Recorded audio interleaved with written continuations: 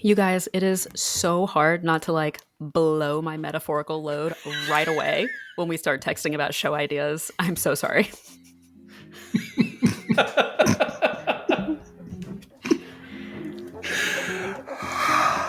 Blow the load. Blow the load. Oh boy, do we got a spicy one tonight. Here we go again, folks. This is Woodworking is Bullshit, your favorite podcast where we hurt feelings, ask a lot of questions, don't come up with all that many answers, consider the creative, intellectual, mental, and emotional, and philosophical side of what it's like to be a maker, to be an artist, to be a craftsperson, to be a designer.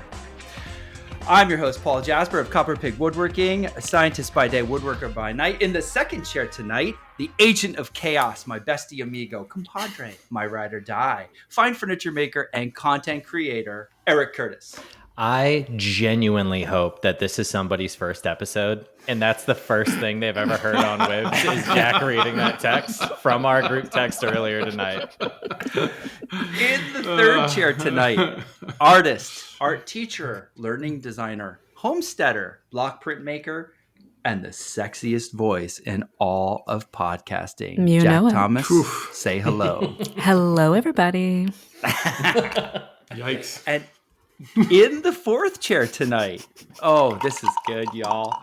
Last but certainly not least, he's already smiling. We have one of the finest thinkers, skeptics, and pontificators who loves to blow up my phone every single episode before he actually listens to the episode.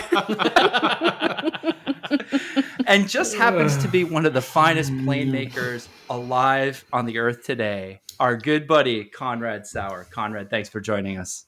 Cheers, guys. It's good. Okay, so this is exciting because, you know, I know a lot of you have seen Jack, and separately, I know a lot of you have seen episodes with Konrad. We've never had him on at the same time, and this to me just feels like a fucking free-for-all, and I love it. It's going to get hot. It already got totally inappropriate before we started recording. Multiple times. Thank God we weren't recording that. Okay, so to begin with, what are y'all drinking tonight? We decided to do a little sharesies. What's everyone drinking? Konrad, what do you got? Going double barreled G&Ts, baby. Ooh, Double barrel. Yeah. He said, I'm coming prepared. Yeah, it is the last gasp of fall right now, and it was like 12 degrees out and sunny, and I thought, fuck it. I'm going summertime drinks right now. So I love Can that. you translate that 12 degrees for us Americans? Yeah, I don't know. So, like that could be 90, it could be 30. I have no way to know. high 50s. Okay, that's a nice crisp fall day. Yeah, it is. Hell yeah. Yeah, Konrad, it any is. particular type of gin you like? Yeah, Willibald's. It's a distillery about half an hour from here. When Nice. y'all come up, it's a road trip to Willibald's. Hell yeah. Yep. Love me a right. good gin Yeah, distillery. it's so good. Eric? I'm going beer tonight. What kind? I got Sierra Nevada's Hoppy Little Thing IPA. You know, All right. It gets the job done. I'll be honest with you. The only reason I'm not drinking whiskey is because I drank the last of my stash last night, and not the good shit. Don't get me wrong. I've got plenty of extra stuff, but you know, this is not a drink the expensive stuff kind of podcast. You know, I think it is. Jack? Well, speak for yourself because I am drinking the expensive stuff right now. Only the best for Nice. you guys. Only the best. I have mezcal and tonic with fresh squeezed grapefruit juice tonight. Yep. What? Nothing about that surprises me somehow. That feels right for Jack It's Thomas. delicious. Probably literally my favorite base liquor in all of creation is Ilegal Reposado Mezcal. It's like fine tequila and excellent scotch had a baby, and it is fucking delicious. Goes amazing with tonic, with whiskey. Really, you can put it in anything, and it just makes it like the most delicious thing you've ever had. I feel Okay. like that was a commercial. Yeah, Honestly. They you should be paying me to gotta say this. send that all in a text, please. Yep. Absolutely. If you could with hyperlinks, that'd be great. Okay, Yep, will for the do. listeners, that was not an ad. That is just pure, unadulterated passion. Not yet. We're gonna get him on the horn. Oh, it's so good. Find out. Paul, what are you drinking? I'm drinking one of my favorite bourbons. It's called Eagle Rare. And a customer, after paying for his sushi board and picking it up, decided to give me a bottle out of the generosity of his heart because he loves my stuff. And I was like, dude, you already paid me. And like he's like, it's just a gift. And I was like, oh my God, you're so That's thoughtful. really cool. Thank you. It's amazing when people do that, man. Like, Yeah, it really it is. Like, it makes you feel loved, you know? Yeah. That's my boy, James. James, you know who That's, you are. that's awesome. Okay, so now that we covered drinks, because someone said, "Hey, what are y'all drinking?" I recall someone asked us to share, so maybe we'll share more often. But tonight is a first. It's the first time Jack and Konrad have been on the show at the same time, which I'm thrilled. They're two of my favorite personalities and favorite thinkers, and to have both of them at the same time, of course, Eric, you're my favorite too. Always, that goes without Thanks, saying. Boo. I appreciate, my ego is fragile enough that I needed you to articulate that. But the other first tonight is we're taking on a second round of a topic we covered previously. We think it's that important to cover it, but not just repeat it, but extend it. Because I think we realized through reactions, and both Konrad and Jack, you had pretty, let's say, animated reactions to the first version of art versus craft. That was the third episode we ever put out. And boy, what a reaction did we get. Now, I'd like to start by reviewing where did we leave off and what were Jack and Konrad's reactions to where we left off. So I listened to the episode again today, and we sort of were just taking art on the one hand and craft on the other hand. It's sort of a binary discussion. And I mean, we explored things about pricing and about how they differ from each other. I think we did a pretty good job on art versus craft. However, I don't think we really did the topic enough justice. We left off saying, well, art is the why and craft is the how. I mean, in essence, art's about asking questions, and craftsmanship and craft is about making the thing, making the traditional thing, utilitarian in essence, right? Whereas art's about expressing and asking questions and challenging perceptions and everything else. And so we're going to talk about whether even that's true today. But what became clear to me is when Konrad started blowing up my phone, he's like, dude, this conversation, it's like art versus craft, but where's design in this? And why are we saying we're like an artist or a craftsperson? We're both like, and so Konrad, you and I started sending feverish voice texts. And I remember I was at the salon, my daughter was getting her hair done, and I'm like talking into my phone feverishly, and all the salon people, my daughter's kind of looking at me like, what the fuck are you doing? And you were essentially saying, hey, I don't know if it's binary like that. I think we change what we are in the context of a single project. Maybe early on we're a designer or an artist, depending on whether there's a problem to be solved or not. And then after we kind of understand where we think we want to go, point ourselves, then we become the craftsperson and we take a step. And we don't finish the piece because then we have to stand back and be like, how did that work out? You're back in the role of the artist, back in the role of the designer. So Konrad, and I'll let we can talk about this and develop it, but it was more like, not only is it not binary, there's like three categories, but we wear these hats interchangeably throughout time, even within one project. That was your take. Now, Jack, you published a series of reaction videos to our first episode, and I'll let you kind of summarize like what your take was of your reaction videos. Yeah.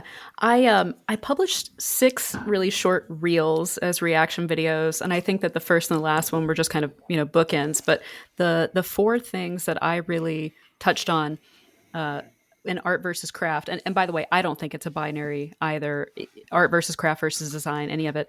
The 4 things I touched on were feeling versus engineering, the binary between feeling and engineering, function versus decor, art mediums versus craft mediums, and the relationship with the audience. Does what you're making actually take the audience into account as you're making it at all? Oh my God. Okay. Yeah. All right. We're going to come back. I know all of us are chomping at the bit to blow our I philosophical was going to loads. say, Paul, I saw those eyes go wide like you did just a little bit. Just a little bit. Like all of us are like twitching to say something. Okay. Okay. Jack, I think we're going to get to those. I think let's take each four of those and dissect them. But Konrad, can you start first with this idea that we have multiple hats on through even one project?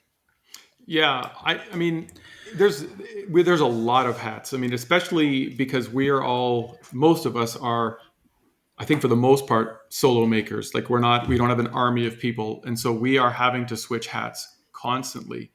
And if you want to get really big picture with it, there's also a business owner hat. There's a lot of other hats on top of it. But switching between an artist versus a designer versus a maker, like even like on it, even not even in an entire project, even on like half an hour, you are often switching back and forth between those so fast that it gets really blurry.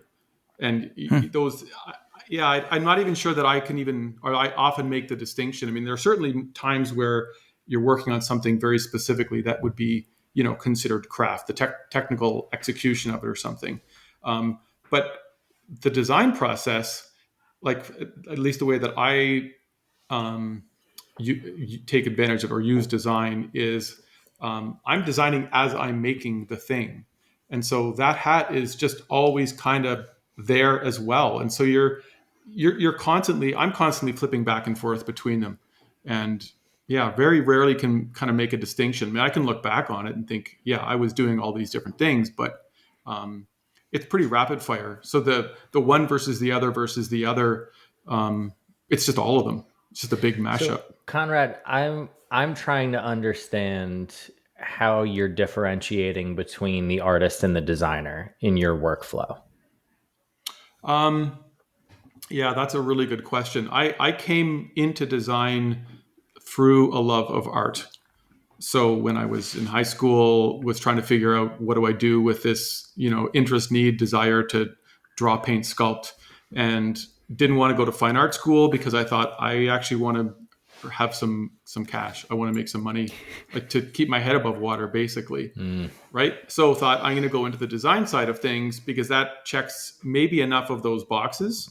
And it seemed like a more viable career path at the time. But so, what's the differentiation between those two? Like, is one commercial versus one is like private expression? Is one solving a problem for a client versus like simply making ornamental objects? Like what's the clear delineation there? I don't think there is. I've actually never really had one because even just doing something that is pure art, so doing a painting, I'm still asking a lot of the same kinds of questions. Like, okay, how do I want this to be perceived? How am I going to use? Amazing. That is awesome. That's amazing. Sorry, big bottle just entered. Bourbon just appeared from the heavens. Bourbon just showed up. A bottle as big as my head just entered. Oh my God, that is huge. Okay, sorry, Konrad, back to it. It's okay. I lost my train of thought. It was artist versus I think it was artist versus designer, and yeah. What's your distinction for yourself at the time? Like you made a clear decision. I'm still problem solving the same way. Whether I'm doing something more art based, if I'm doing a painting, I'm still aware of white space. I'm still aware of all of the things that I was taught as a designer, but I'm not solving a problem for somebody else. But I'm because it's not a commission piece. But I'm solving it for myself. There is still some, a problem, quote unquote, that I'm trying to solve, even if it's just purely art based. So is that the delineation then? Is like, does a designer solve other people's problems versus an artist is trying to solve a problem for themselves, even if it's a commission? Like they're still being commissioned to find their own artistic voice, versus a designer is trying to match a company's, visual identity. Yeah, my experience with being a designer was usually there were parameters to any given project. And those parameters usually weren't ones that the designer or we established.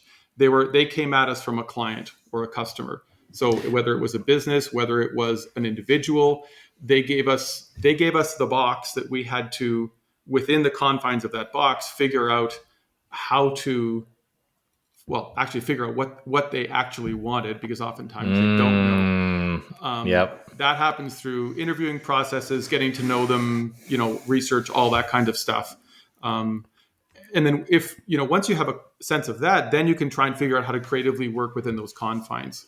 But doing an art piece, I think there's a lot of similarity. You still have confines. You are often limited to a space, right? Whether it's a gigantic sculpture that you're doing, you still have some parameter limits of how big you can make something, or a canvas, how big's the canvas, or how much material do you have access to. So you still have parameters that you have to work within. But I think the focus on the design side is usually somebody else's parameters, and you're problem solving for them.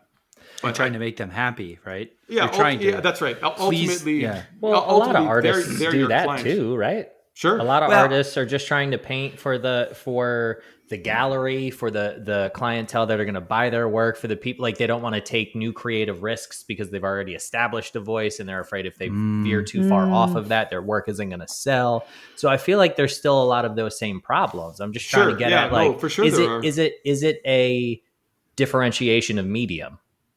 Like, is somebody painting never a designer, even if they're painting logos? No, but now they're an artist because they're using paint. Material. Like, it doesn't make any difference what medium I don't think what medium you work in. You're still trying to figure out a way how to creatively express something. So if I do personal artwork for myself, ultimately I want to be able to sit back and look at it and go, damn, that's pretty good. Like, it appeals to me. I like the way it looks. It checked whatever the boxes were that I kind of laid out for myself when I started it. That's not that different than what a designer goes through. All right. So, Konrad, what's new about that answer that I'd never thought of before is we always say, well, designers solve problems. That's what designers do. The customer comes in, gives them a problem, they solve it, and they get paid and go on their merry way. Great. But the point, I guess the new piece of information that I never considered is that artists are also solving problems. Mm-hmm. Yeah, I think they are. It's just a little more quiet. They may be solving a problem of space or scale or audience. That's interesting. I'd never considered that. I would have to say the question of solving the problem for the artist, at least, is who you're solving the problem for, and whether the problem is like resolved in one piece, or if it's a problem that you are pursuing consistently, like throughout a whole body of work, throughout your whole life, right?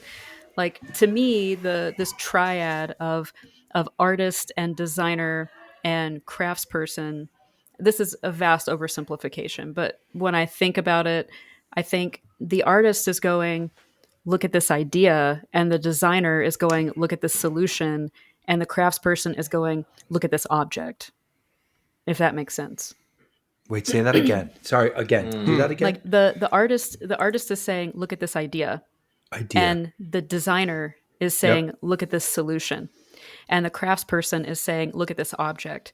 But every single person is all three.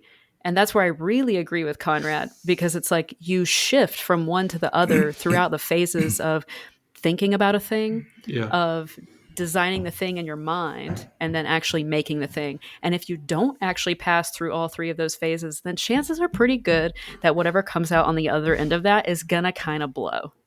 In my humble but correct opinion. And not in a good way. Not in a good way. Blow in a bad way. That's a really interesting way to phrase that.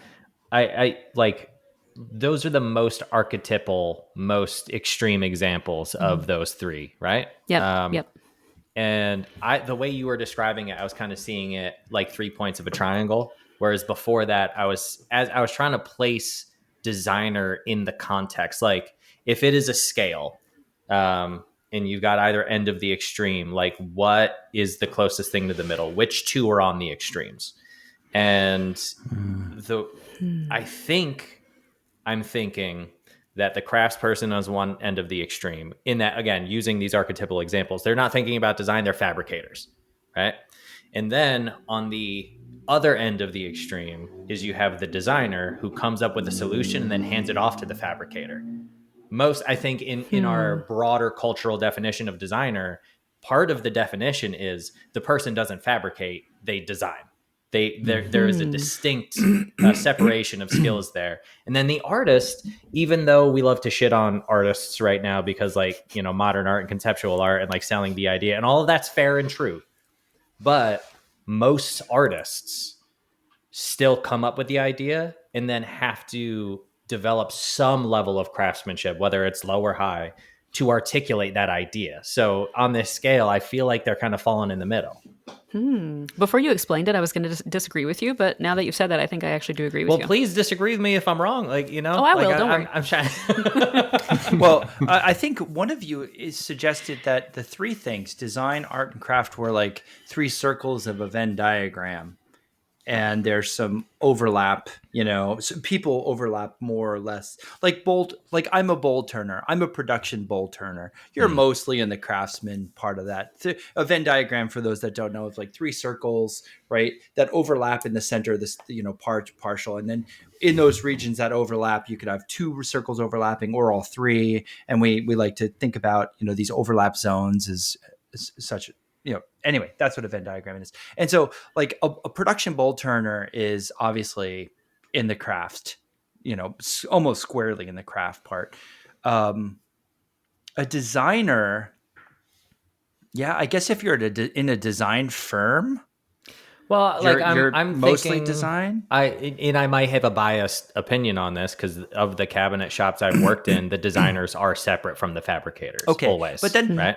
I think we're talking about us, like the four of us. Like we are all of those things probably at different times. Sure, Yeah, I'm just trying to for place sure. the most extreme examples because we Yeah. know No, that it's we're good. all It's good. like It's muddied good. in the Yeah. middle somewhere, and if we just start in the mud, we never get out of it. You know. All right. So before we go to some of Jack's Jack, you have different axes, but like before I go into those, and I think they're super interesting. There was a question that came up. Does good art have to have good craftsmanship as part of it? Okay. This is about as simple as I can make this answer. She said the gloves are coming off The gloves are coming right now. The answer, I think, is that something can be called "quote unquote" good art by the market. Take that for what you will, and still have poor craftsmanship. However, I don't think it's going to be good. I do not think it's good art if it is not well crafted, and it definitely is not going to be enduring art if it's not well crafted. And I think it's really important to place that emphasis on the word enduring, because something that is like quote unquote good in the moment isn't really good. It's just popular right Banana then. on a wall, banana duct tape to the wall. Exactly. Yeah. Like some people make art for other people, and some people make art for history books, and some people make art for money, and some people do all three or a combination of those two, and most people don't even think about it. But at the end of the day, like, okay, have you ever heard of zombie formalism? Yeah, No. probably not. Of course not. Carry on. I'm Yeah. so intrigued right now. No, I'm not going to, because it's not even worth talking about, like at least in the context of this episode. But think about, okay, imagine for a moment, close your eyes and just imagine that somebody took a fucking fire extinguisher and filled it with some paint and then sprayed it onto a canvas. And then somehow it got into a blue chip gallery like David's Werner. Right. And I think the kid, and he is a kid who's like the peak of zombie formalism is Julian Smith. And this is probably like 5 or 8 years ago. That art might be quote unquote good. It might be aesthetically pleasing. It might be popular in this moment, but it's not enduring. You haven't heard of Julian Smith, but you've heard of Leonardo da Vinci, right? And to me, good art, if something is really good, it's going to endure the test of time. And it can't endure the test of time if it can't literally physically stick around to endure the test of time. That's a fair point. So not only do the ideas have to be enduring, but the craftsmanship of that thing has to be enduring. And if not, it's going to be a cultural flash in the pan, and it's not going to be around to influence how we think about art and craft and design. So yeah, That's I see a lot of art. I have seen a lot of art from, grad students I've taught, undergrad students I've taught, where the idea is good, the idea is great, but it feels like it's being made by someone who's afraid to stick their neck out there and just call themselves a philosopher or a writer. And so they try to package those ideas in art, but they're not actually good craftspeople. And so they're like half-ass philosophers and also half-ass craftspeople, and that does not an artist make. I mean, as a half-ass philosopher, at least I can cut some fucking dovetails. I've got that going for me. I think that you're at least a 7/8 ass philosopher. At least. And your dovetails are amazing. How many bourbons I've had. Depending. It gets better with every bourbon. I will say, I was thinking about, I think I was thinking about the exact same thing last night. And tell me if I'm misunderstanding what you were saying, but I'm going to try to put it in a different context. I was thinking about my work. I was thinking about the last video I just put out with this cabinet, and it took fucking weeks and all of the emotional weight behind it and whatnot. And I was thinking about some of the people in my space who are far more successful. They have a much broader audience. They're making more money. And literally the words that were in my head last night is, I don't want to make cool shit. I want to make good shit. And that ultimately, if I wanted to make more money on YouTube, I could just make cool shit. But I think to the point that you were just making is, I don't think those will physically be around for all that long because they're often not well crafted, or they're made in such a rush because turnover that they don't have the opportunity to be made in a lasting way. And I think just culturally, they don't like. Bubblegum pop is fine. I'm not making a judgment on bubblegum pop, but it fades when the summer is gone, versus an enduring hit. Almost never to return. Yeah. Yep. Yeah, there's you want to be Leonardo da Vinci, not Mr. Beast. And if anybody's going to fault you for that, then fuck them. What a spectrum. Like, that is... That's the range right there. That's the range. One of them died poor. I'll let you guess which one. Yeah. All right. Wow. All right. Yeah. Konrad, any thoughts on that? No, that really resonates. Actually, that makes, I think that fits really well. It's great. Yeah, I think we're all in agreement with that. All right, Jack. So you published a series of reaction videos, and you talked about art versus craft, but not in that axis. You're talking about it on other axes, feeling versus engineering, which are first, and that sort of parallel art versus craft, but they're in separate dimensions. So could you go through those again? Maybe take you one at a time. So what was the first one you mentioned? Feeling versus engineering? Yeah, feeling versus engineering was the first one. But I've got to say, when I made those reaction videos, design was not part of the conversation, right? We have this like third axis now. Yeah. So that wasn't part of it. Okay, but feeling versus engineering, the way that I would kind of summarize this is like craft does something and art feels something and makes you feel something. Art gives you an emotion, or at least gives you space for an emotion, pushes you towards a feeling, and craft does something for you, right? It engineers a solution. And I don't think that it has to be totally either or, but when we think about these big cultural, archetypes, I can't remember who said this, but someone had this quote that was like, sculpture is what you back up into when you're looking at a painting. And I almost, which is so fucking true. That sucks so hard because it's accurate. It's accurate. I'll tell you guys about my traumatic visit to MoMA sometime, along those lines. But anyway, for now, like, just to say, like, craft is something that Well, craft is something that you can sit on. We're not going to revisit the conversation we had before we started recording. No, we will not. But craft is something you can sit on. Couple of strong jawlines in this room.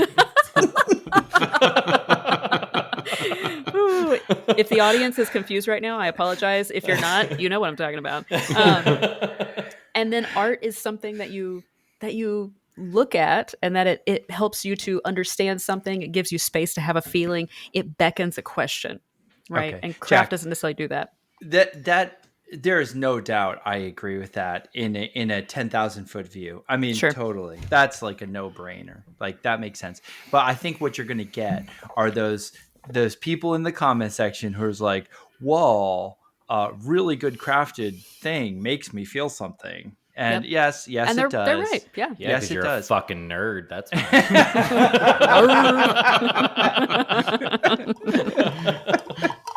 And they're also going to say that art has function. It's to bring joy to the human race. You know, that's its function. So, I mean, look, I'm trying to head the skeptics off at the pass. I think, you know, when you paint in broad strokes, yes, anyone can always find the caveat. And I think those are the caveats that I mentioned. Sure. But I think in broad strokes, that access is probably correct most of the time. Yeah. Are those caveats, or are those just so far into either end of that spectrum that they start to loop back around on one another? You know, like, is it a flat universe situation? No, No? I don't think so. Like, I think it can be both. Like, both of those things often happen within the same. It's like switching hats again. Like, Right. So I guess what I'm saying is, I think axis or the axes that Jack was painting with was a good visual for me. So we're thinking this is like a linear graph, versus what I'm saying is it a flat circle where you go so far, you become such a brilliant craftsperson or such that a it comes skilled back around artist to that it art. comes back around where they become the same on the other side. I think that might kind of get Interesting. into the relationship with the audience, or even really just the context of where it's at, right? Like, right. and this might be like a fifth axis that I probably should have talked about, you know, in the first series of reels. But so, like, where something is placed, literally, physically, environmentally, and the intent it's placed with, I think has a big thing to do about it.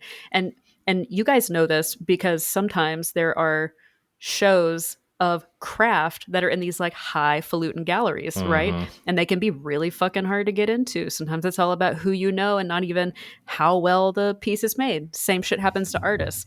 The prime example I think of when I think about this is this artist Joseph Beuys, Beuys. He's no longer with us, but he was a German artist, and one of his most famous like arcs of work are these sleds, like literally these beautifully crafted wooden sleds, like you might put behind a ye olde, you know, Iditarod dog team or something, right? But he put them in museums, and they were staged with other like symbolic materials like felt and animal fat, and there's a whole like mythology there. It's way too much to get into right now. But that object, which might otherwise be a functional object of craft, became art just because of its context. The piece didn't even necessarily change, just a sled in the museum, and now it's art. Does that make a flat universe situation?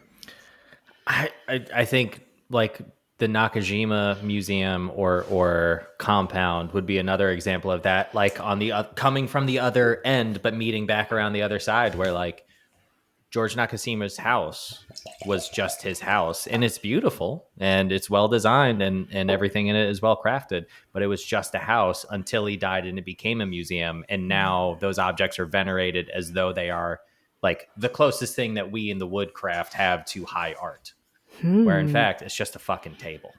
It's a good table. I'm not trying to shit on George or you know, any of the Nakashima family, but it's just a fucking table. But its placement in the Nakashima household elevates it to something other than. Well, it's Okay, also so- part of a legacy. But yeah. Well, Yeah, well, and that's the same Yeah, thing that yeah, Jack yeah. was just saying. the legacy. legacy thing brings me to another question, which is like, what is the role of the artist? And I think that helps answer a lot of things. So to me, in my brain, I think that the role of the artist, even if we don't think about it, is to be a symbolic historian. Every single thing that we make in our own time of life represents like the shit that we're seeing, the things that we're going through, the cultural conditions that we're in. And so inadvertently, we end up being these symbolic historians for what's going on in our own times. I think that craftspeople are doing the same thing. It's just from a different angle, right? A different perspective. So like the Nakashima table, like, does that table somehow represent like a sign of the times that he was living in? And so its legacy is what makes it art in retrospect. Okay. Wow. Allow me to push back on you because I don't disagree with anything you just said. But if that's the case, if that's the criteria, then the people who are making art and art objects that will disappear in the next 10 to 15 years are perfectly encapsulating a moment in time in our culture where everything is forgotten 5 minutes later. So what's the point of making something that lasts 20, 30, 100, 200 years? Dog, I'm going to have to like smoke a J later and think about that. Like what is more dissonant with our current culture at this moment than trying to make an object that lasts 500 years? Like, it's ridiculous. Dude, you are so right. Wow, Eric. I feel like I'm high just thinking about that. Jeez, y'all, I'm already mind fucked and we're only a half hour into the episode. wait, Jack, wait. First, I want to take Jack's point of view.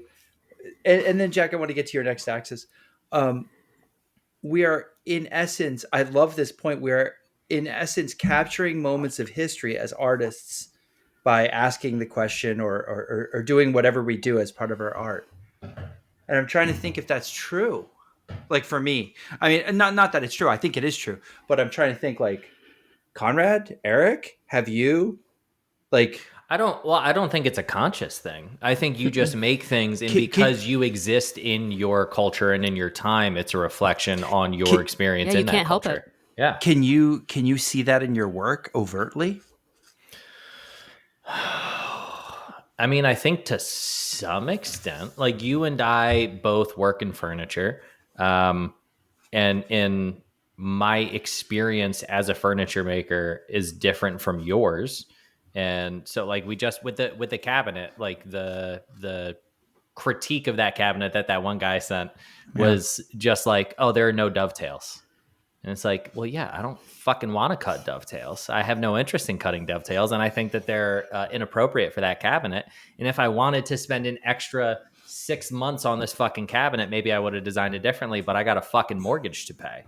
Right. And that's like, that's indicative of the YouTube era, you know, like I got or very good, you know, to some extent, or just running a business in a place where you got to turn shit over. Whereas your approach is different because your experience in the culture is different. You know, lately what I've been doing is taking what's old and trying to reimagine it. And then maybe that is a sign of the times, because I'm reaching back to the 1700s, late 1600s, early 1700s, and taking inspiration from that and remixing it with a more modern. Go ahead. Yeah. I also think that is indicative of the area of the country in which you live. I think if you lived in California, it'd be a different vibe altogether. You'd be pulling different things, you know? Because New so England in that is way, very, you're linked to culture. New England is like classic history, colonial. Yeah. Like I see all that furniture around me, all those colonial If you homes. lived in the Southwest, you'd be pulling different influences. Oh, dude, I'd be in Mesquite making like pew, pew, pew. I don't know what that is, but I want you to make it now. It sounds like the Southwestern equivalent of a river table, whatever it is. I don't like it. Wow, Jack, that is a great point. That, man, I'm going to be thinking about that one, that we write the history of our time within our art. Dude, It's true for design too, though. Yeah. You know, I mean, like I think about like fonts. Like think about fonts that came out in the Bauhaus era. Like Ooh, go on. Bauhaus I know nothing era. about this. Oh well, I won't go on for too long about it. Don't worry. No, please do. Bauhaus era fonts. That this was the beginning of like sans serif printing, right? And so people are like, all right, dog, we are going to really lean into this like industrial mechanization. We want efficiency, we want smoothness, we want some like space age shit and predating that. And so we want things to be slick and efficient, and boom, sans serif fonts, right? Like they didn't have that whole thought process to get to that thing. They came out with Helvetica, aka the Swedish Miracle font, and it represented the times, you know? And so I think that we're all kind of doing it subconsciously. Now, that's not to say that like some fucking, I don't know, CNC carved Pokemon Christmas ornaments are art because it's a sign of the times. You know? But it's still a relevant conversation to have, I think. Holy shit. That was just, you know, Jack, you know what? When I love when you drop these fucking thought bombs on me in the episode. That's your first one. Well done. All right, what's your next axis? Okay, let's see here. We talked about feeling versus engineering, and we touched on relationship with the audience, but more like in terms of, you know, putting something in a museum and therefore it's art. I want to talk about the relationship with the audience in terms of empathy, and I really think that Konrad is going to have a lot to say about this. But first, let me set the stage. Close your eyes for a second. I want you to imagine a grad school classroom. It's full of people who are in the final year of their MFA. But in this classroom, there are fine art MFAs and then there are design MFAs lumped into the same class. And the class is thesis writing. It's how to craft your thesis. We're going to work on this together. On one day in this classroom, people are nearly coming to fucking open-handed powder palm bitch slap blows over critiquing art versus design and how to write a thesis for art versus design. All the fine artists are, some are photographers, some are printmakers, some are sculptors. On the design side, you have graphic designers, interior designers, and we are about to come to fucking blows over how to craft a thesis. Craig Drennan, brilliant painter, probably one of the world's most famous living painters, steps in the middle of us and is basically like, children, sit the fuck down. Let's talk about why these things are so different. And he says, I will never forget this. He said, here's the fundamental difference and why you two groups keep fighting. It is because designers have empathy for the end user of their work, and artists have none. And the room was just fucking silent. And then he was like, class dismissed. He's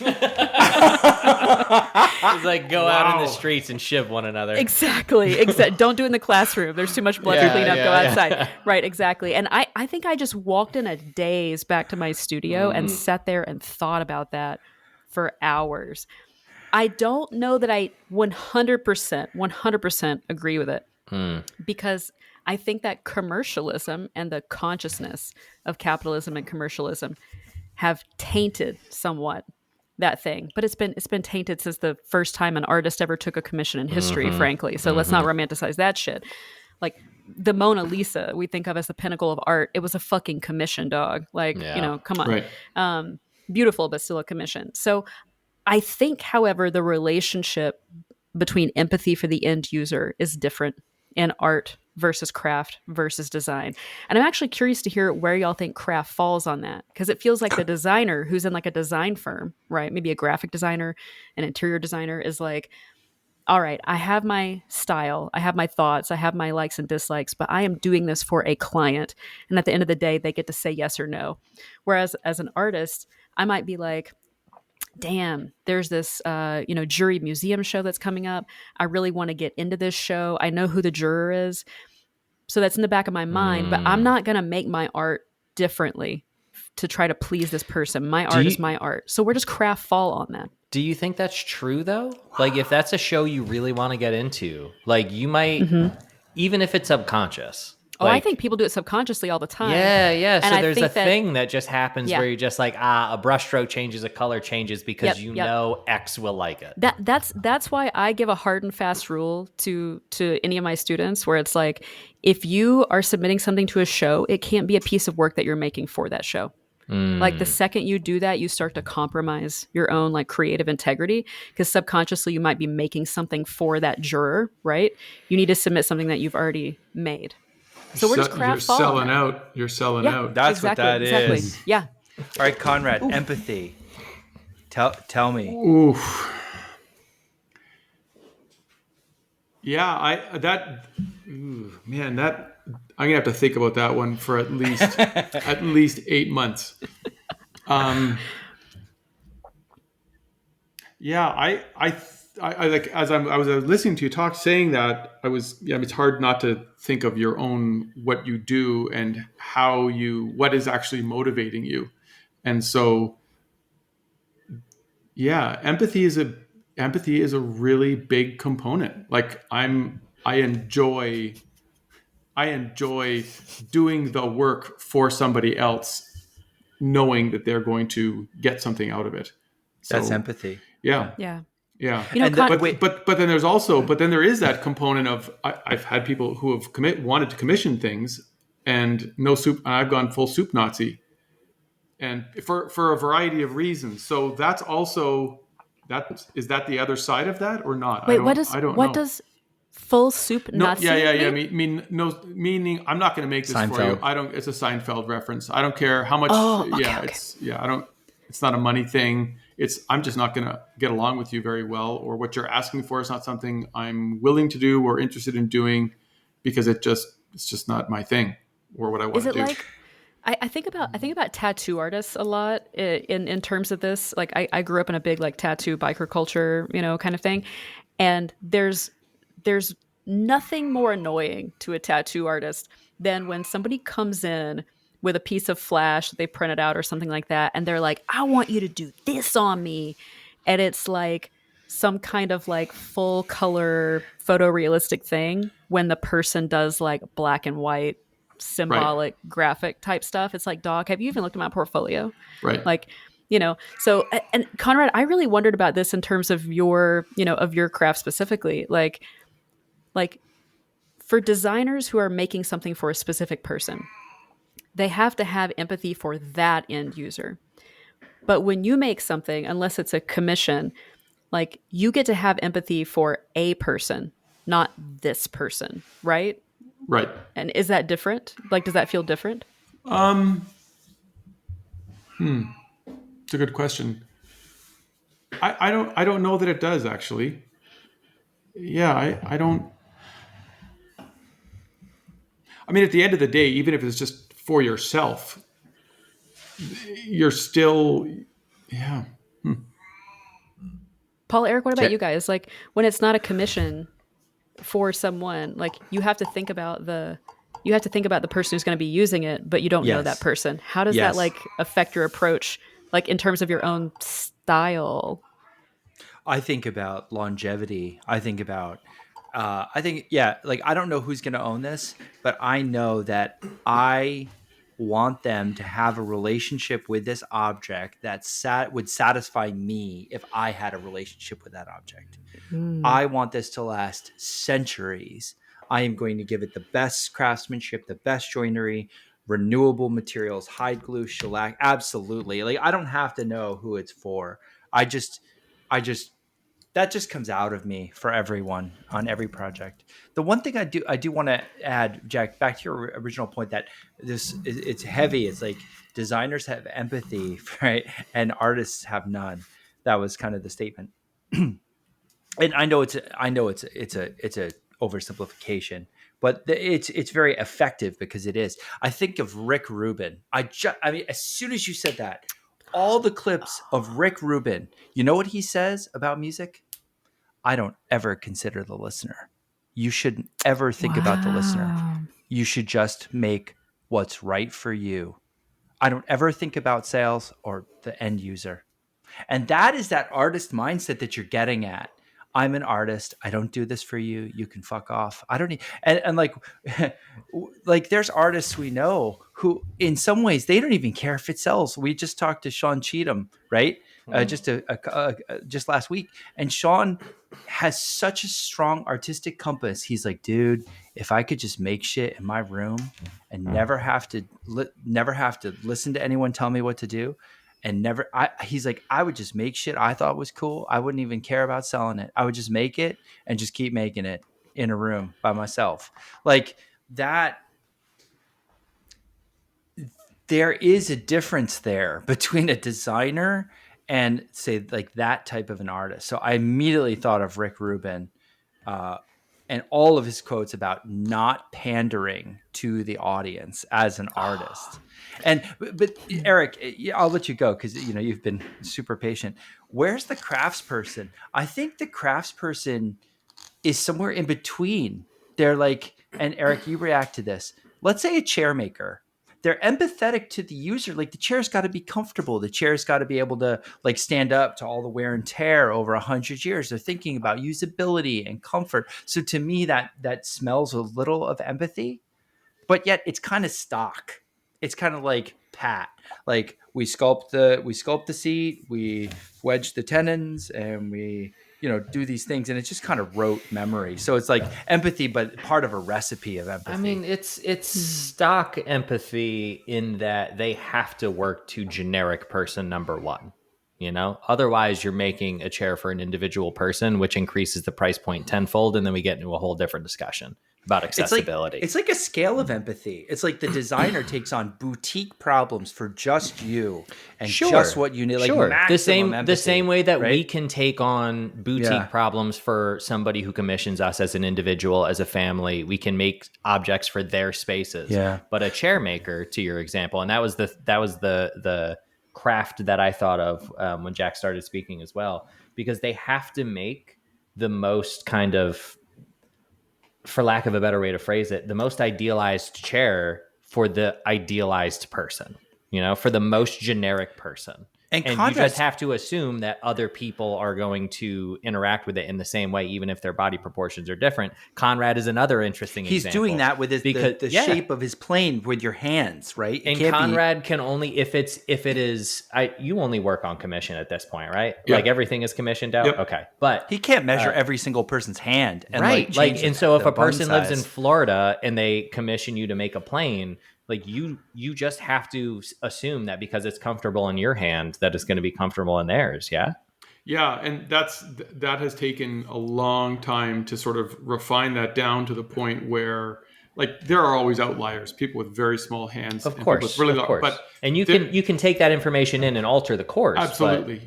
But in general, you're making it for generic person number one. Yeah. But I always ask to find out, where would, how tall are you? How heavy are you? How old are you? To just get those parameters, because that impacts, like, how heavy do they want it?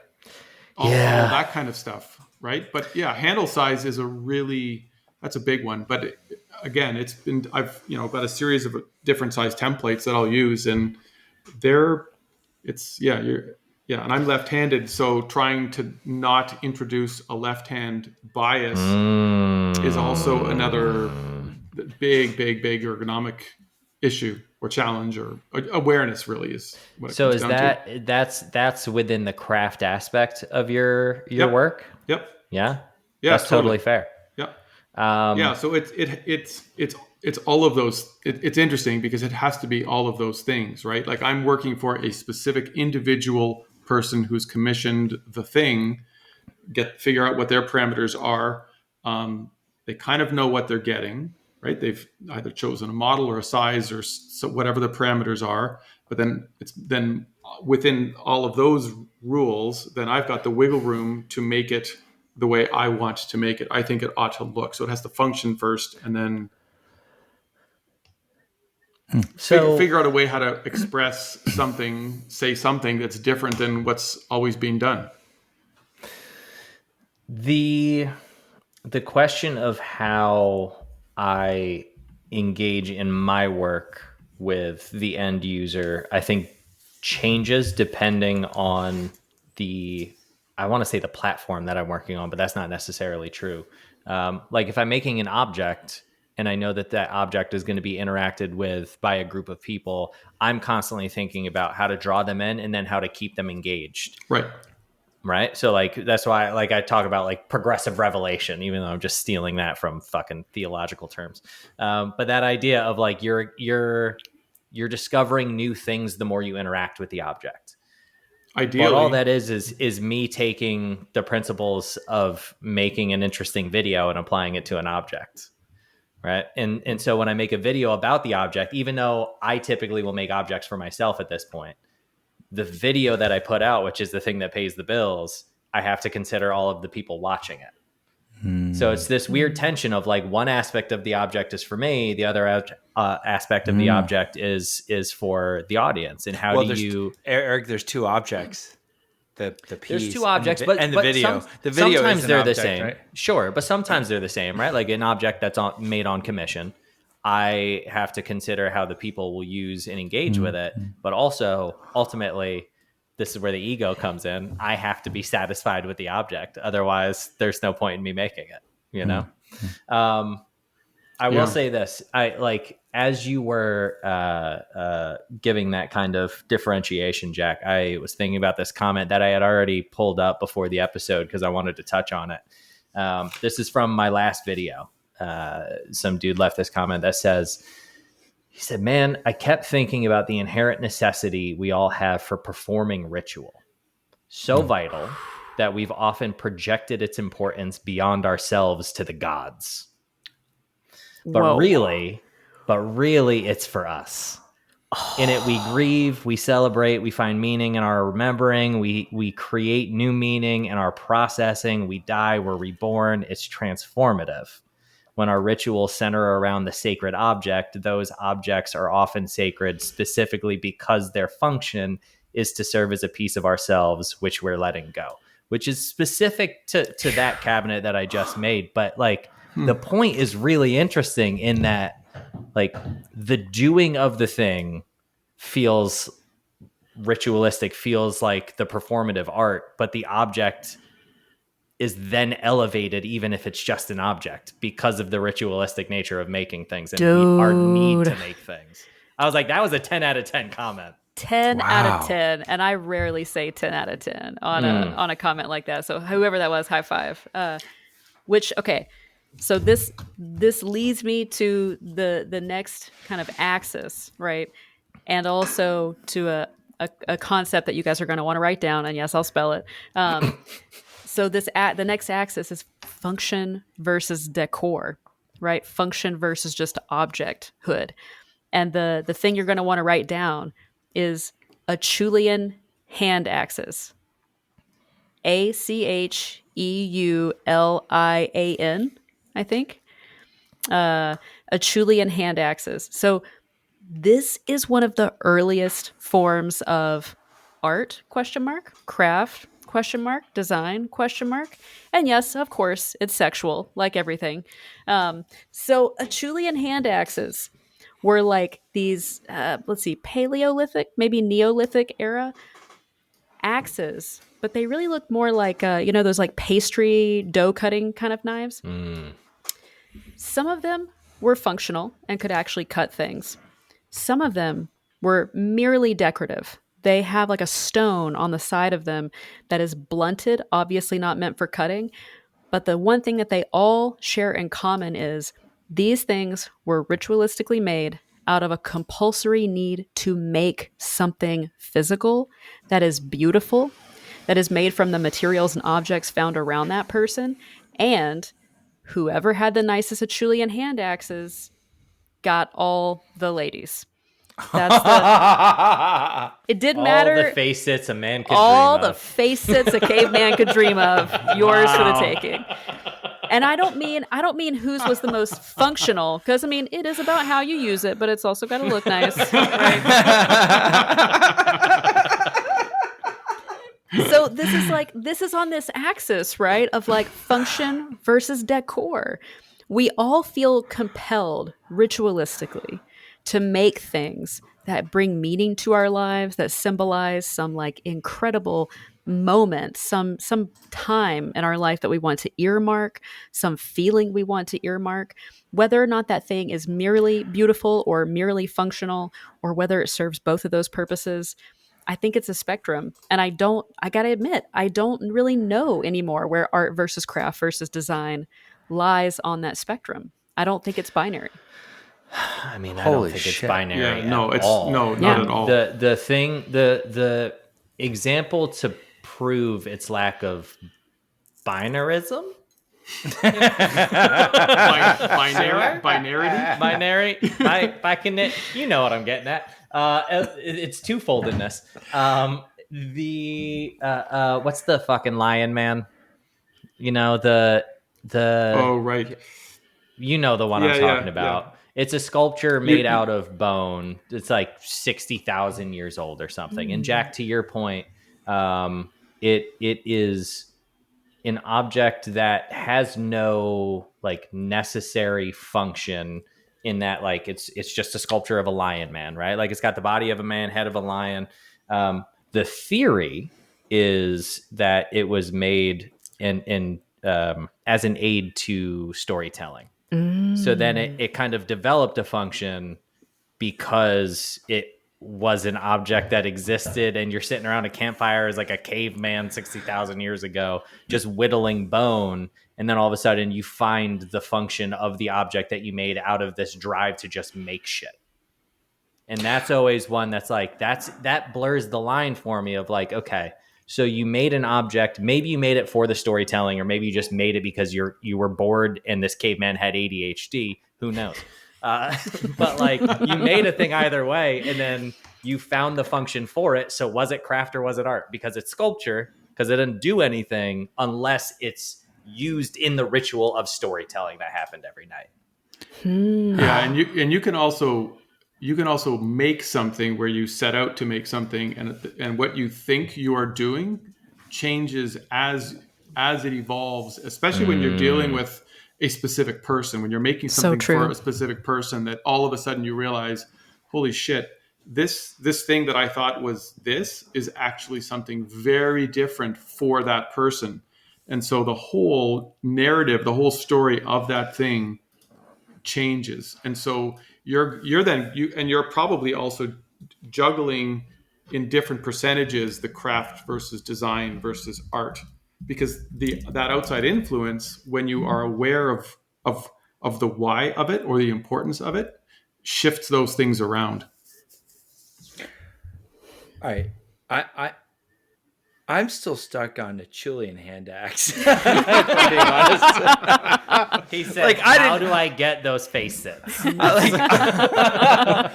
not sure I heard a single word y'all said after a Chilean hand axe and face sitting. All right, wait. The point I want to ask is, it says the oldest Chilean hand axes date back to approximately 1.7 million years ago.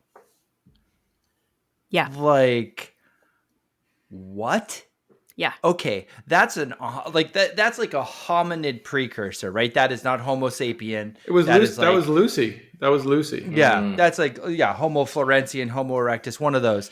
And does that suggest, Jack and Eric and Konrad, that the idea of craft, working with your hands, and art, maybe making something flashy to elevate me or make me look better than my peers, that's always been part of us for fucking 2 million years? Literally, absolutely. Yeah.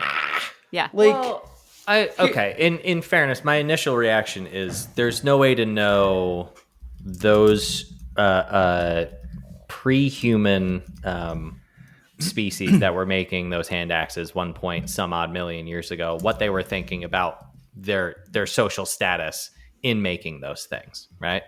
I think we can guess later on down the road, but I mean, we know that baboons carry, like they worry about their social status. We know lions worry about their social status in the pack. We know like all of these other animals do that. They so do. There's no reason to believe that those humans, pre-humans wouldn't have done the same thing.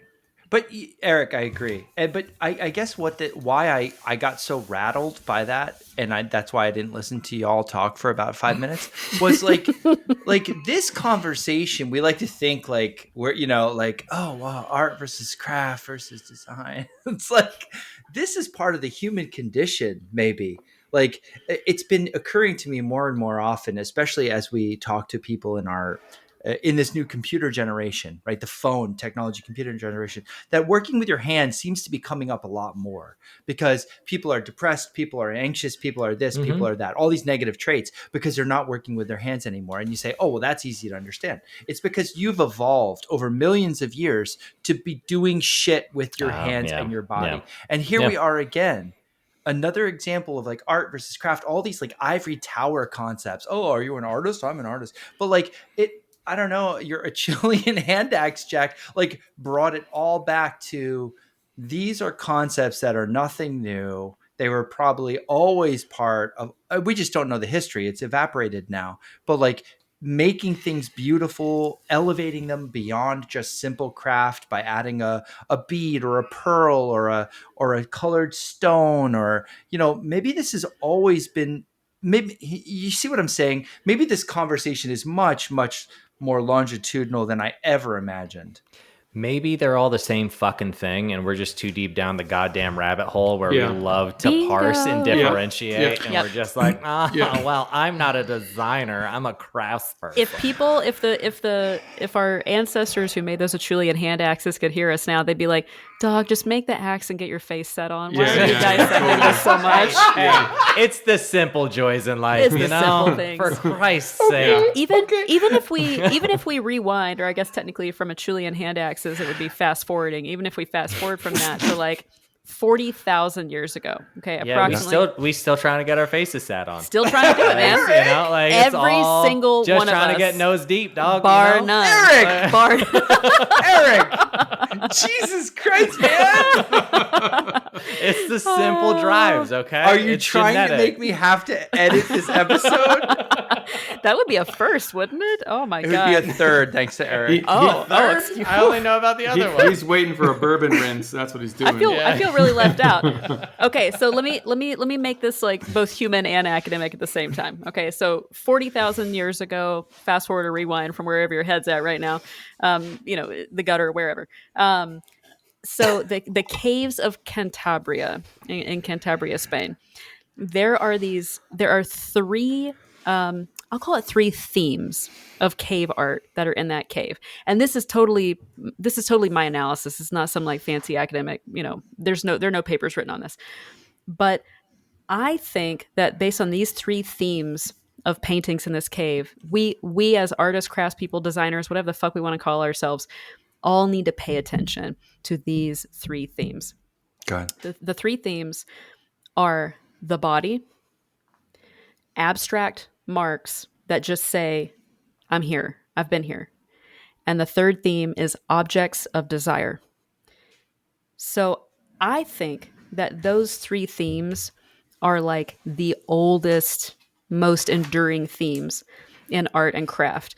When you see these cave paintings, some of them are like these reverse silhouettes of a human hand. Somebody's put their hand on the wall and they've used like a blowgun to basically do like, ye olde, Paleolithic spray paint that creates this reverse silhouette of their hand.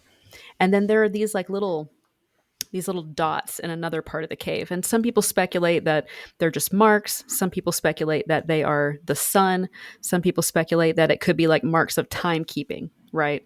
Either way, it's like, I am here. I have marked this time. I have marked my presence here. It was deliberate. It's deliberate. It's very deliberate, right? The only one that's like pictorial, clearly pictorial, that's not just part of the body being replicated, are these drawings of like horses and elk and, buffalo looking things that the people wanted to eat, right? They observed them, they saw them, they thought they were majestic, and they also symbolize sustenance. They're objects of desire. So the body, abstract marks of presence and timekeeping, and objects of desire. All right, Jack, hold on. That's so fascinating. Like, I am glued to your every word. And I want to ask you a question now. You go into the Met Museum. Do you see those three things? All the time. all the time. But I think I can't stop seeing them since I had that thought, and I taught a whole class on these three themes, and now I give can't me an stop seeing it. example. You go into the Met, the Boston Museum of Fine Art. What are you seeing in terms of like how do you see those three things give me analogies of what you Yeah, see in a yeah. typical museum. Yeah. Well, okay, so let's look at the Mona Lisa. I know that, she's at the Louvre, hopefully hasn't been stolen yet. But just since we've been talking about her, right? Okay, so the body, obviously, the body is present. We have a fascination with our own body, with each other's bodies. Like I tell people, especially, angry parents of teenagers who don't like that I show nudes in art history class, like you can't get away from titties. It's like one of the oldest themes in art, like the naked human body. You're not going to escape that, right? So the body is present in the Mona Lisa, right?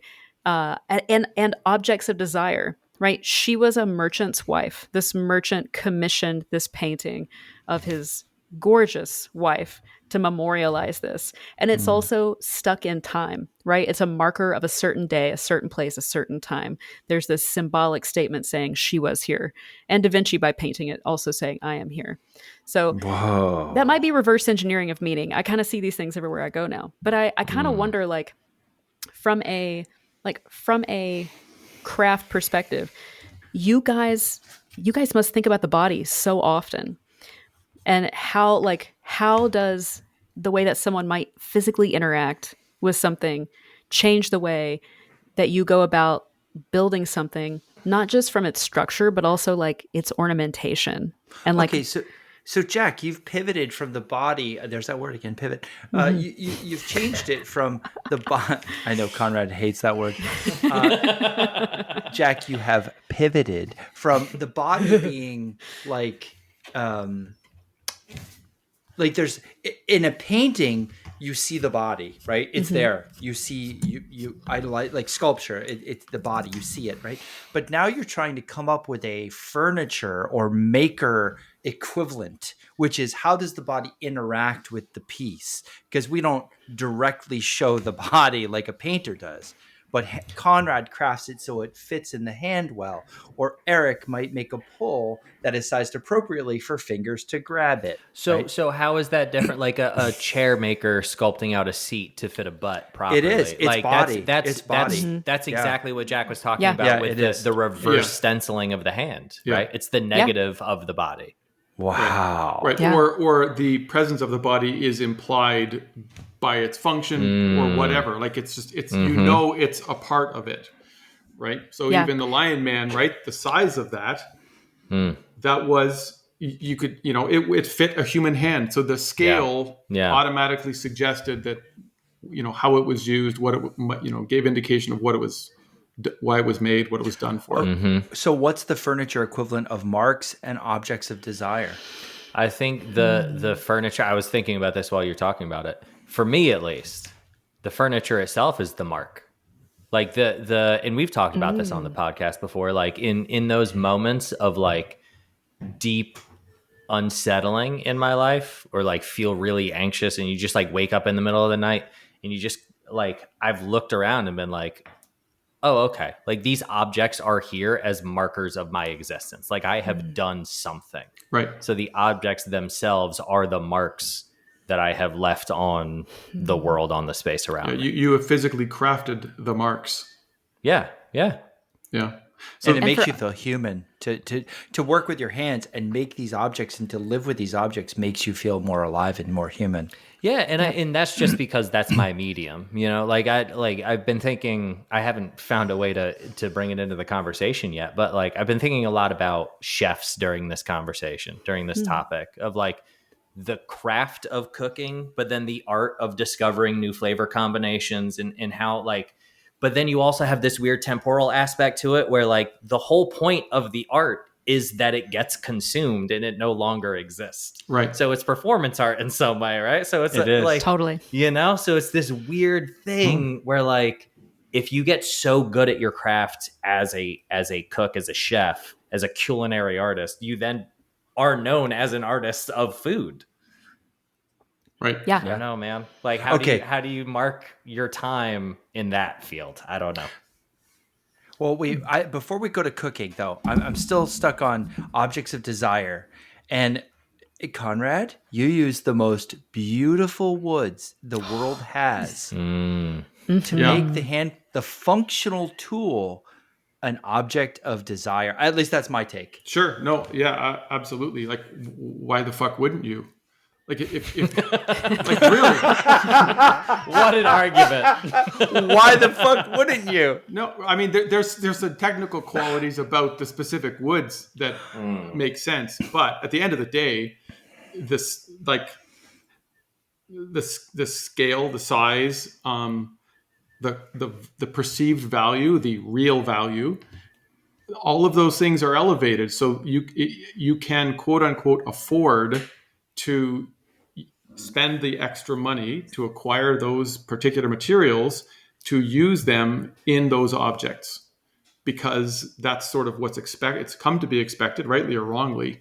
But yeah, there is absolutely a component of desire there where somebody can, what you mean, I can get that material? Well, yeah.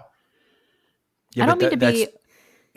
Oh, sorry. I don't mean to be overly poetic about this. And Conrad, if you want to quote me on this and put this on your website, please do. But like looking at your planes has made me ask the question: is an artist just a master craftsman who works with desire as a medium? Because when I Whoa. look at your planes, I'm just like, fuck. Like the sense of longing that you feel when you look at something that is so beautiful, like that in itself is a medium. Yeah. Well, thank you. Oh, you're welcome. Fuck, that's a thought, Jack. Let's not glaze over that. Conrad, are you selling desire now? The planes are so fucking sexy. So are we coming all the way back around on that flat circle where Conrad is like the only fans of planes? Oh my God. only planes? I mean, but seriously, if you make something and there's not at least a strong contingent of people going out there who are looking at that and going, fuck, I want that. Like, isn't that what really changes something from being just an object that merely exists to being this true object of art and craft and desire? Yeah. That's definitely again, why the fuck wouldn't you if you can? Right? Yeah. Why wouldn't you do that? I mean, for me, it's always how high is up, right? That I like. Oh. Like I want to know how far can you take any given thing, and if you have the space where you can not be limited by that, then you start exploring all of those. You start exploring all those paths or those routes. But it sounds to me like you're just articulating your own personal experience with what Jack just said in a very mind-blowing way, right? Like you're so proficient in your craft that like the only question is, how do I do it better? And you continue to push it. And like, I think we understand craft versus art in our society as like, the way you're describing is that you're like backdooring into being an artist by accident. But maybe, Jack, to your, like, I'm going to sit with this for fucking hours, dog. What a goddamn point. But like maybe the artists that endure, like the objects that endure have to be made to last. Maybe the artists that endure are the craftspeople who just hone obsessively to the point where I wrote two words down. Story is such a huge part of all of this, and longevity. Longevity is such a key to all of this, and that's been touched on a bunch of different times. But if whether you're a designer or an artist or a craftsperson, if whatever you do, whatever you put your effort into, will endure, will last, and will also be recognized and viewed in. It doesn't matter if it's craft, if it's art. If it is reviewed with viewed with a sense of either intrigue or interest, where somebody who interacts with it recognizes that there are qualities about it that they find desirable, and if it's and then presupposing if it's well made, it will live on well past everybody else, right? Well past the person who made it or the group of people who made it. Objects of desire. Konrad, the planes start as functional objects, but through your evolution of the shape inspired by car and line and acceleration, and through your love of craft, you're almost like crazy, like you're almost bonkers, like love of craft and working with your hands. And then on top of it, you start using some of the most beautiful materials the world has ever seen. And you put these three things together, the function, the craft, the artistry, you put this all together so that this utilitarian object, what started as a utilitarian object, fair enough, becomes something where someone, and I hear this all the time, they're like, that's not a plane, that's art. And it like transcends the craft, right? Moving into a new echelon where it is such an object of desire that people are like, I don't care how much it costs. I need that. I want that in my life. It is phenomenal. That's a wow. Like, what a bar to set for yourself. Yeah, but yeah, it is. But it's also, I can't remember who you were talking with before. And they were talking about paper and using really good quality paper for printmaking. Like, why wouldn't you spend the? I think that was me. Oh, okay, right.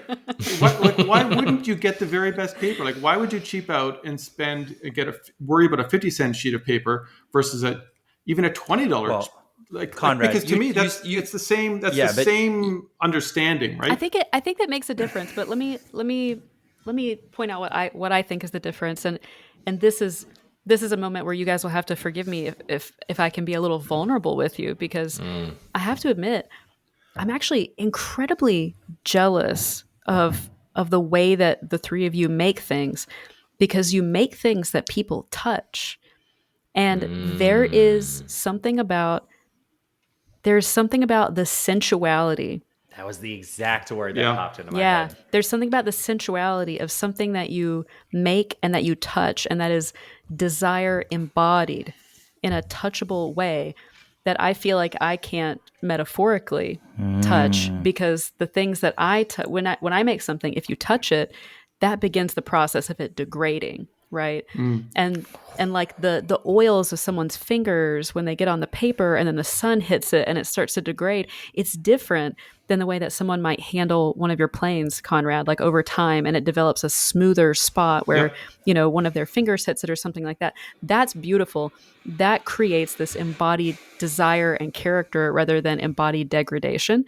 And that is such a beautiful thing. I guess I'm jealous because I feel like the things that you guys make interact with the body, and the things that I make interact with like the archive, so to speak. And the body will always remember what the archive forgets.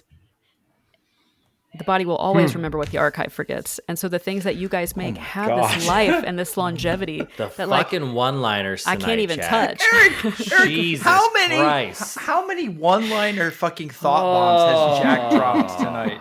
Yeah, no, Guys, I'm gonna be sitting on this don't one make for a me while. hide behind my microphone. Although I do also want to point out, though, you said the what is it, the longevity of degradation versus like the longevity of whatever the comp was for. Well, yeah, it's like when somebody uses one of Konrad's planes and then passes it down to their kid, and that It gets better with time. It gets better with time. The Yeah. little spots where the hands polish the wood over so many years and so are this good. is what I wanted to say, though, is because that the reason that those smooth out and become quote unquote good is literally degradation.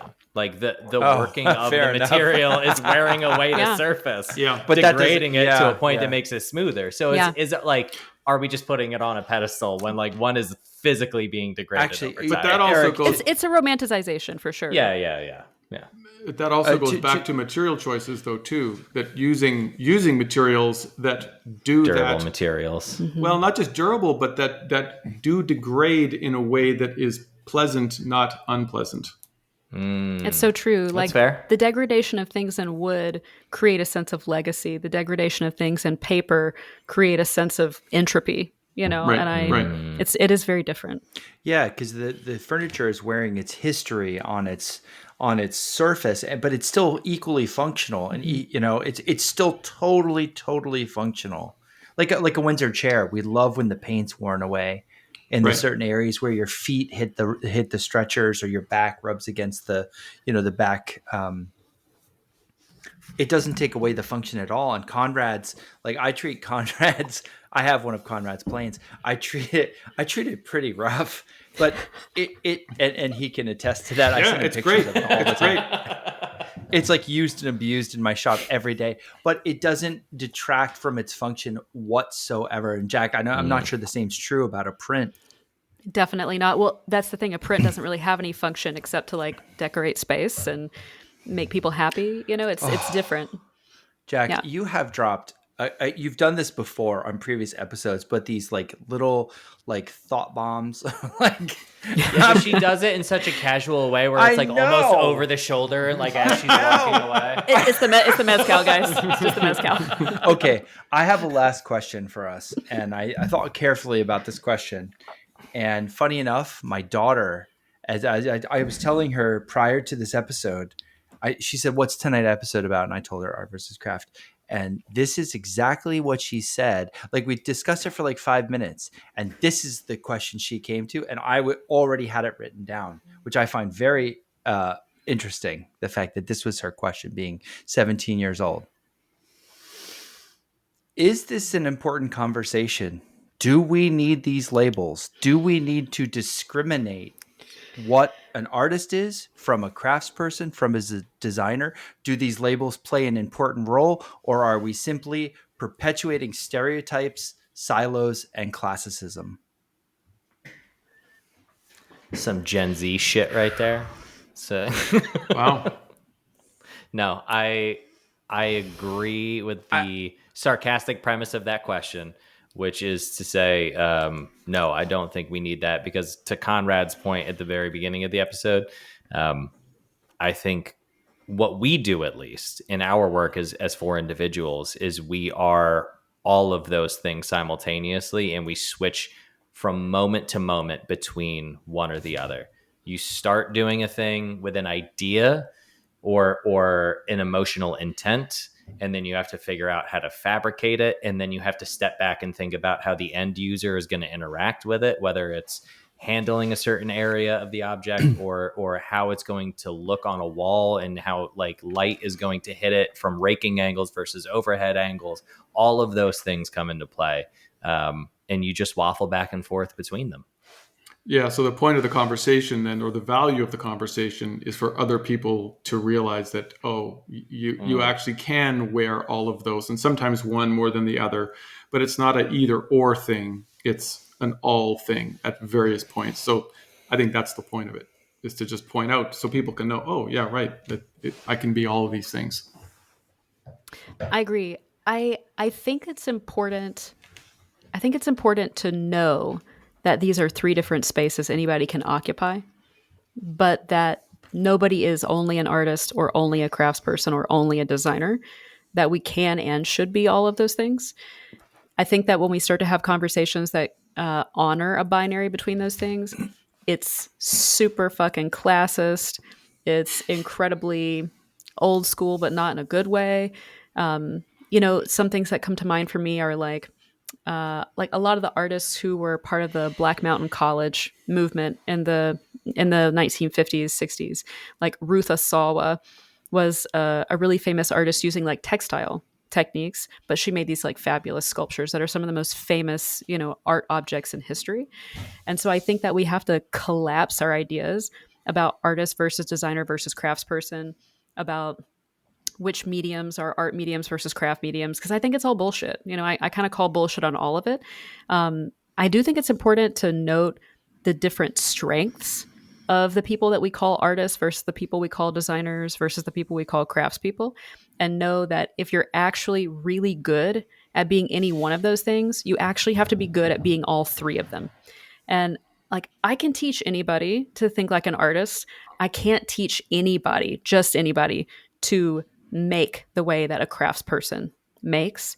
And design, I think, is somewhere where you have to learn to solve problems in a certain way, which I think is another thing that you have to learn to do. So it's a worthy right. conversation to have, as long as you realize that there's never going to be an answer and you shouldn't be looking for one. Right. Okay, my summary, and by the way, those are brilliant summary statements from all three of you. My summary statement is that I find this framework helpful in thinking about art, in thinking about craft and design. It's a framework. It's a conceptual framework is what this conversation is. Those terms form a conceptual framework that helps me crystallize some of my thinking, but identifying with these labels to me is not important. We're all the same, right? We just love making things. We love art. We love all of it, honestly. It fulfills something in us. I don't need to be part of any club. But I do think the conceptual framework has been helpful for me to understand a bit about art in the general sense, or, make objects and art and making in a general sense. And also, I think it's helped me understand me to some degree, Right. even though I don't care about labels. What a discussion, you guys. So good. Can I add one final caveat onto that, which is all three of us have been making shit for decades. We are many, many years deep into our creative journeys and into our journeys as craftspeople. If you are newer, ignore everything we just said and just make shit. Do not get bogged down So in true. the like, what am I? How am I approaching? Just fucking make shit. Yeah, I agree. Just do that Yep. and find joy in the making of the objects. It's great advice.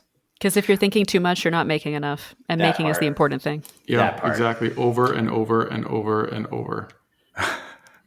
Konrad, Jack, Eric, what a discussion. So good.